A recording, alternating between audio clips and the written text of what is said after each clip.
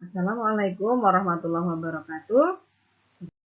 Kembali dengan video pembelajaran materi IPA kelas 8 semester genap. Pada video pembelajaran yang kedua tentang zat aditif dan adiktif, masih dengan Bunda Sri Irawati dari SMP Muhammadiyah Merauke, Papua. Masih mempelajari tentang kompetensi dasar 3.6, yaitu menjelaskan berbagai zat aditif dalam makanan dan minuman, zat aditif, serta dampaknya terhadap kesehatan. Kita pelajari zat aditif yang kedua, yaitu tentang pemanis. Pemanis merupakan bahan yang ditambahkan pada makanan atau minuman sehingga dapat menyebabkan rasa manis pada makanan dan minuman. Pemanis dibedakan menjadi dua, yaitu pemanis alami dan pemanis buatan. Pemanis alami yang umumnya digunakan untuk membuat rasa manis pada makanan dan minuman adalah gula pasir atau sukrosa, gula kelapa, gula aren, gula lontar, dan gula bit. Penggunaan pemanis alami juga perlu mengikuti takaran tertentu. Gula apakah sering kamu gunakan untuk membuat teh atau kopi di rumah? Ini adalah contoh dari gula merah yang berasal dari gula aren atau dari gula dari bahan air nira dari pohon kelapa, dan ini adalah gula pasir yang didapatkan dari pengolahan tebu. Ini merupakan pemanis alami. Yang kedua, kita pelajari tentang pemanis buatan. Pemanis buatan mempunyai rasa hampir sama atau lebih manis dibandingkan dengan pemanis alami. Pemanis buatan dibuat melalui reaksi kimia tertentu sehingga dapat dihasilkan senyawa yang mempunyai rasa manis. Pemanis buatan dibuat dengan tujuan sebagai pengganti gula alami. Beberapa contoh pemanis buatan adalah siklamat, aspartam, kalium asesulfam, dan sakarin. Pemanis-pemanis ini mempunyai tingkat kemanisan yang lebih besar dibandingkan dengan gula pasir. Pemanis buatan dapat digunakan untuk menggantikan pemanis alami bagi orang-orang yang tidak diperbolehkan mengkonsumsi pemanis alami, seperti penderita kencing manis atau diabetes mellitus. Selain itu, pemanis buatan tidak mengandung kalori dalam tubuh, sehingga sering digunakan oleh orang yang diet. Ini adalah tabel beberapa pemanis alami dan tingkat kemanisannya dibandingkan dengan gula. Yang pertama, gula pasir atau sukrosa mempunyai tingkat kemanisan 1 dengan asupan 30-60 mg. Yang kedua, siklamat mempunyai tingkat kemanisan 30-50 kali dibandingkan dengan gula atau sukrosa dengan asupan 11 mg.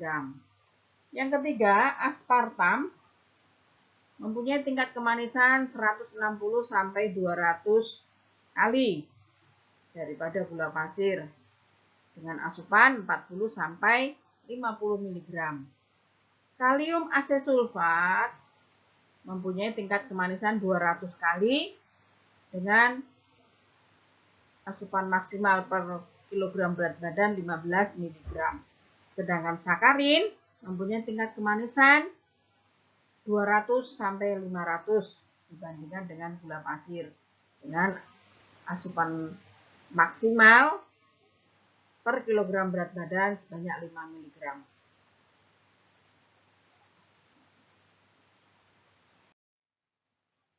Tiga, pengawet. Kita mempelajari zat aditif yang ketiga, yaitu pengawet. Pengawet adalah zat aditif yang berfungsi menghambat kerusakan makanan atau minuman akibat tumbuhnya bakteri, jamur, atau mikroorganisme lainnya. Bahan pengawet mencegah tumbuhnya mikroorganisme sehingga reaksi kimia yang disebabkan oleh mikroorganisme tersebut dapat dicegah. Misalnya fermentasi makanan dan minuman. Reaksi-reaksi kimia lain juga dapat dicegah oleh adanya pengawet, antara lain pengasaman, oksidasi, pencoklatan atau browning, dan reaksi enzimatis lainnya. Beberapa nama bahan pengawet dan penggunaannya. Yang pertama, asam benzoat, natrium benzoat, dan kalium benzoat. Penggunaannya untuk mengawetkan makanan dan minuman ringan seperti kecap dan saus. Asam askorbat digunakan untuk mengawetkan daging olahan, kaldu, dan buah dalam kaleng. Natrium nitrat atau NaNO3 penggunaannya adalah untuk mengawetkan daging olahan dan keju. Asam propionat untuk mengawetkan roti dan keju olahan. Butil hidroksianisol atau BHA penggunaannya untuk menghambat oksidasi pada lemak dan minyak. Sedangkan butil hidroksitoluen atau BHT penggunaannya adalah untuk menghambat oksidasi pada lemak, minyak, margarin, dan mentega.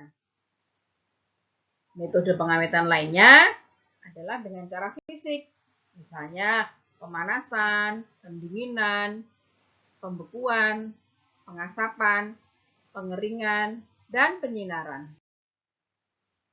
Zat aditif yang keempat yaitu penyedap. Apakah kalian pernah memasak? Bumbu apa yang kamu tambahkan pada masakan agar rasanya sedap? Penyedap adalah bahan tambahan makanan yang digunakan untuk meningkatkan cita rasa masakan. Contoh penyedap alami yaitu garam, bawang putih, bawang merah, cengkeh, pala, merica, cabai, laos, kunyit, ketumbar, serai, dan kayu manis. Pada makanan yang berkuah seperti bakso dan soto, biasanya menggunakan kaldu daging sapi atau daging ayam sebagai penyedap. Penyedap buatan yang biasa digunakan yaitu vetsin yang mengandung monosodium glutamat atau MSG atau mononatrium glutamat atau MNG. Vetsin dibuat dari fermentasi tetes tebu dengan bantuan bakteri Micrococcus glutamicus. Penggunaan MSG secara berlebihan dapat menyebabkan penyakit sindrom restoran Cina atau Chinese Restaurant Syndrome. Jadi, penggunaan vetsin harus lebih hati-hati, jangan overdosis. Yang berikutnya, zat aditif yang ke-5 adalah pemberi aroma. Pemberi aroma adalah zat aditif untuk memberikan aroma tertentu pada makanan atau minuman. Pemberi aroma dapat berasal dari bahan segar atau ekstrak dari bahan alami. Contohnya, ekstrak buah nanas, ekstrak buah anggur, minyak atsiri, vanili, dan sebagainya. Ini adalah contoh kue pie dengan aroma buah murbei. Ini aromanya aroma alami yang diperoleh dari buah murbei. Contoh pemberi aroma sintesis disebut sebagai esen.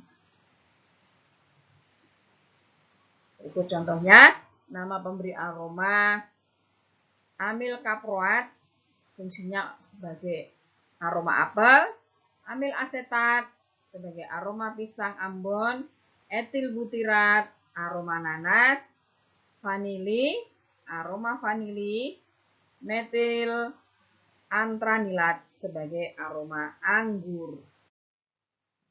Yang keenam yaitu pengental. Pengental merupakan zat aditif berupa bahan tambahan yang digunakan untuk menstabilkan, memekatkan, atau mengentalkan makanan yang dicampurkan dengan air, sehingga membentuk kekentalan tertentu. Bahan pengental alami misalnya pati, gelatin, gam, agar-agar, dan alginat. Pernahkah kamu memperhatikan orang yang memasak capcay? Agar kuah capcay kental, biasanya dalam memasak capcay diberikan larutan pati.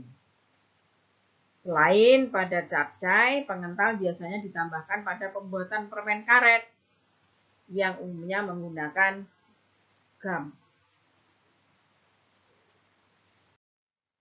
Ini adalah contoh makanan yang disebut dengan capcay. Kuah yang kental dihasilkan atau didapatkan dari penambahan pati yang diencerkan atau dilarutkan dengan air, kemudian dimasukkan dalam masakan ketika masih berada di atas kompor, kemudian diaduk sehingga diperoleh capcay dengan kuah kental. Zat aditif yang ketujuh yaitu pengemulsi. Pengemulsi adalah bahan tambahan yang dapat mempertahankan penyebaran atau dispersi lemak dalam air dan sebagainya. Minyak dan air tidak saling bercampur, namun bila ditambahkan sabun, kemudian diaduk, keduanya dapat bercampur.